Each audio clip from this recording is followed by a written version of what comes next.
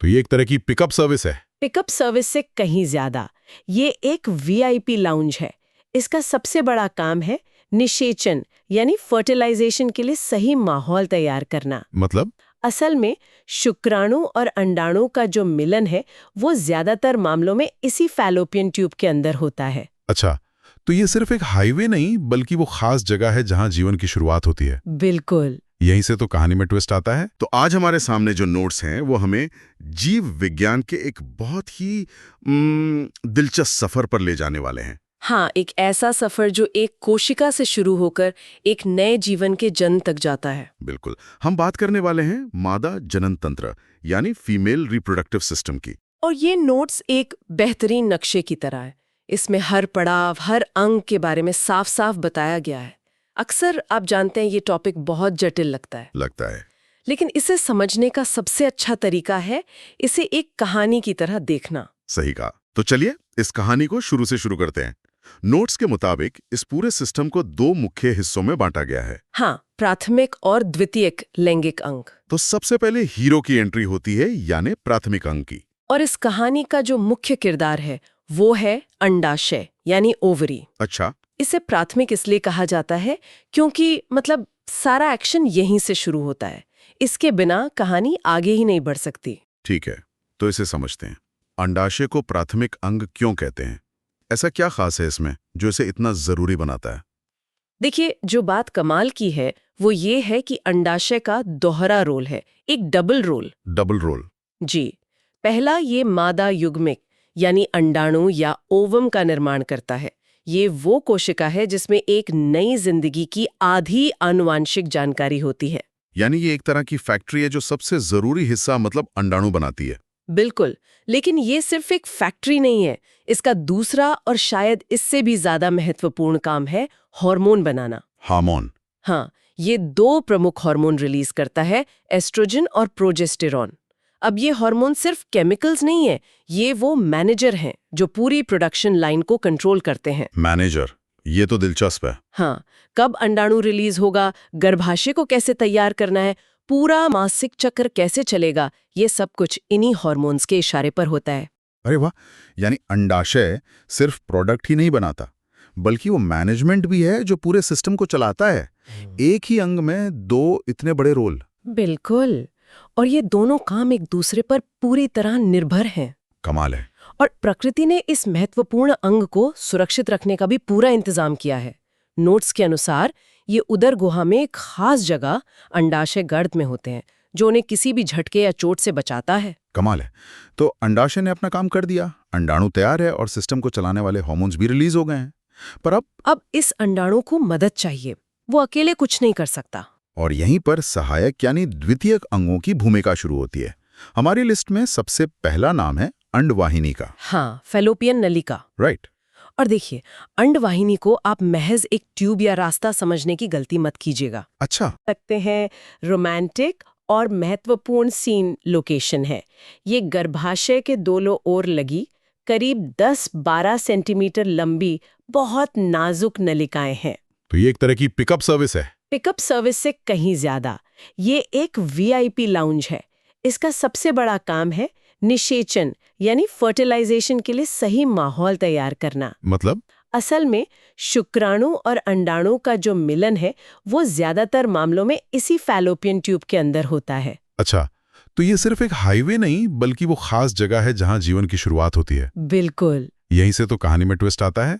अब जब निषेचन हो गया तो जो नई कोशिका बनी है उसका क्या होता है, वो कहाँ जाती है? अब उस निषेचित अंडे को, जिसे अब हम युग्मनज या जाइगोट कहेंगे, एक सुरक्षित घर की जरूरत है। एक ऐसा घर जहां वो अगले 9 महीनों तक रहकर विकसित हो सके। और वो घर है गर्भाशय यानी यूटेरस। जी हाँ। इन नोट्स में गर्भाशय को नाशपाती के आकार का बताया गया है। ये सुनने में बहुत सामान्य लगता है, पर क्या इसके आकार का कोई खास मकसद है? ये एक बहुत अच्छा सवाल है। इसका नाशपाती जैसा आकार, मतलब ऊपर से चौड़ा और नीचे से संकरा, बहुत काम का है। कैसे? ऊपरी चौड़ा हिस्सा भ्रूण को बढ़ने के लिए जगह देता है और निचला संकरा हिस्सा, जिसे ग्रीवा या सर्विक्स कहते हैं, उसे गर्भावस्था के दौरान सुरक्षित अंदर रखता है। अच्छा। और ये एक खोखला लेकिन बहुत मजबूत और लचीला अंग है।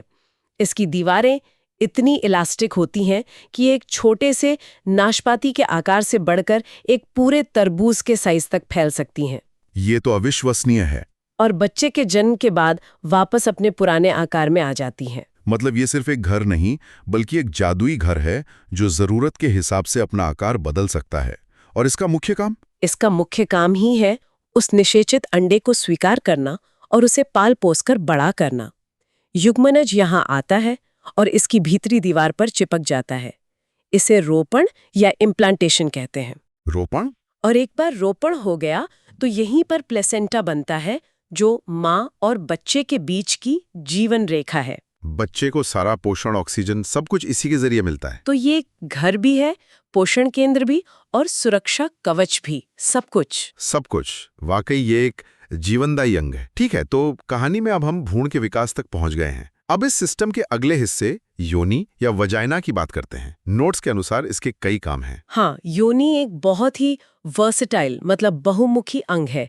ये लगभग 8 से 10 सेंटीमीटर लंबी एक पेशीय नाल है। और इसके 3 मुख्य काम बताए गए हैं। जी, पहला, ये मैथुन कक्ष के रूप में काम करती है। दूसरा, ये मेंस्ट्रुअल फ्लो के लिए शरीर से बाहर निकलने का मार्ग है।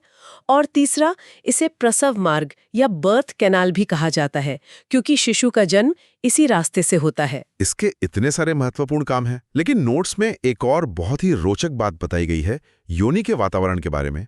इसमें लैक्टोबैसिलस बैक्टीरिया का जिक्र है। हाँ, ये मुझे काफी अनोखा लगा। अक्सर हम बैक्टीरिया को एक बुरी चीज मानते हैं, है ना?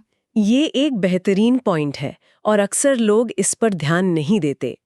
योनि का अपना एक सूक्ष्म जगत है, एक माइक्रोबायोम। यहाँ लैक्टोबैसिलस नाम के बहुत ही फायदेमंद दोस्त बैक्टीरिया रहते हैं। दोस्त बैक्टीरिया, ये क्या करते हैं? ये बैक्टीरिया वहाँ मौजूद ग्लाइकोजन नाम की शुगर को खाते हैं और बदले में लैक्टिक अम्ल यानी लैक्टिक एसिड बनाते हैं। Lactic acid? हाँ, और इस लैक्टिक अम्ल की वजह से वहाँ का पूरा माहौल अम्लीय यानी एसिडिक हो जाता है। और ये अम्लीय वातावरण एक प्राकृतिक सुरक्षा कवच की तरह काम करता है। ये तो गजब है। मतलब शरीर का अपना एक बिल्ट इन सैनिटाइजर सिस्टम है। बिल्कुल सही। ये प्रकृति का एक बेहतरीन आत्मरक्षा तंत्र है। ये अम्लीय वातावरण हानिकारक बैक्टीरिया और फंगस को पनपने ही नहीं देता, जिससे संक्रमण का खतरा बहुत कम हो जाता है। वाह, ये जानकारी तो सच में कमाल की है। चलिए, अब तक हमने अलग अलग अंगों को समझा। अब पूरी प्रक्रिया को एक बार क्रम से देखते हैं। स्रोत में प्रजनन की 4 मुख्य अवस्थाएं बताई गई हैं। हाँ, ये पूरी कहानी को एक साथ जोड़ने में मदद करेगा।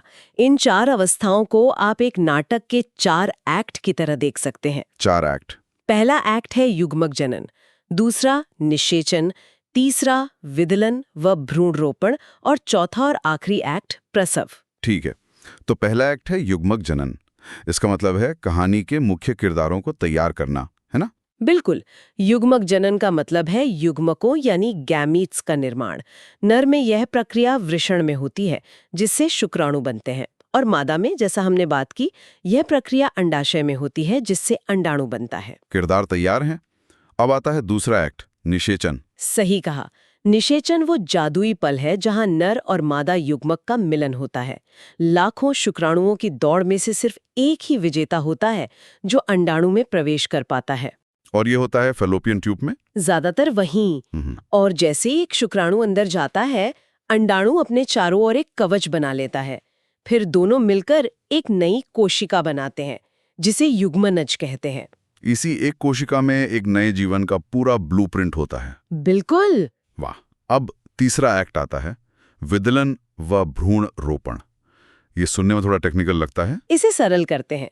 अब जो युग्मनज बना है वो तुरंत विभाजित होना शुरू कर देता है। 1 से 2, 2 से 4, 4 से 8।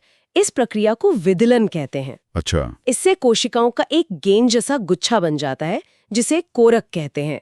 और ये कोरक गर्भाशय तक पहुंचकर उसकी दीवार से चिपक जाता है। इसी को रोपण या इम्प्लांटेशन कहते हैं। जैसे एक बीज को उपजाऊ जमीन में बो दिया गया हो। क्या बात है, बिल्कुल सही एनालॉजी है। रोपण के बाद ही गर्भावस्था की सही मायने में शुरुआत होती है। समझ गया। और फिर आता है नाटक का क्लाइमैक्स, चौथा एक्ट, प्रसव। हाँ, प्रसव। रोपण के बाद भ्रूण गर्भाशय में लगभग 9 महीने तक विकसित होता है। जब शिशु का पूरा विकास हो जाता है तो जन्म लेने की प्रक्रिया शुरू होती है। इसी प्रक्रिया को प्रसव या पार्चुरेशन कहते हैं। इस पूरी अद्भुत यात्रा का अंतिम और सबसे खूबसूरत पड़ाव। जी, तो इस पूरे सफर का सार क्या है, अगर हमें इसे कुछ मुख्य बिंदुओं में समेटना हो? सार बहुत सीधा है। पहला, कमांड सेंटर अंडाशय है जो अंडाणु और हार्मोन बनाता है। दूसरा, गर्भाशय एक जादुई घर है जो भ्रूण को सुरक्षा और पोषण देता है।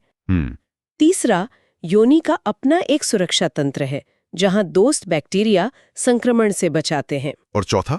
चौथा, पूरी प्रक्रिया का क्रम। पहले किरदारों का बनना, फिर उनका मिलना, फिर घर में बसना और अंत में दुनिया में आना। ये वाकई एक अद्भुत और अविश्वसनीय रूप से जटिल प्रणाली है। हर कदम एक दूसरे से कितनी खूबसूरती से जुड़ा हुआ है। और ये हमें सोचने पे मजबूर करता है।